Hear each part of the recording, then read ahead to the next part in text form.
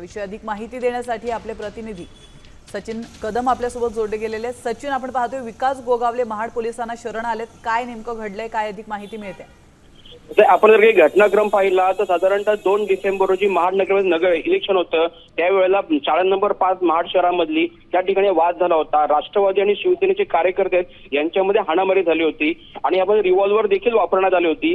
राष्ट्रवादीच्या सुशांत दाबरे नावाच्या कार्यकर्त्यांनी बॉडीगार्डनी रिव्हॉल्वर आणली होती आणि यानंतर हा वाद पेटला होता आणि पोलीस पंचनामा आणि बाकीच्या प्रोसिजर नंतर मंत्री विकास गोगले भरत गोगले यांच्या पुत्र विकास गोगले यांच्यावरती गुन्हा दाखल झाला होता। गंभीर स्वरूपात गुन्हा होता आणि त्यानंतर जामिनासाठी जवळजवळ 1.5-2 महिने विकास गोगले कोर्टाच्या चक्रा मारत होते, मात्र जामीन नाकारल्यानंतर आज ते हजर झालेले आहेत।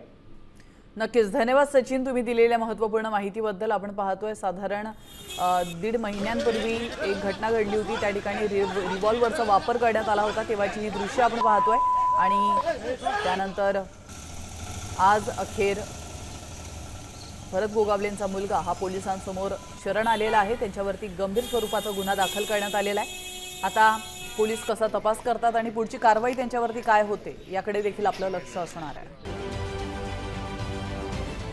महाराष्ट्रातील सर्व बातम्यांचे विश्वासार्ह व्यासपीठ,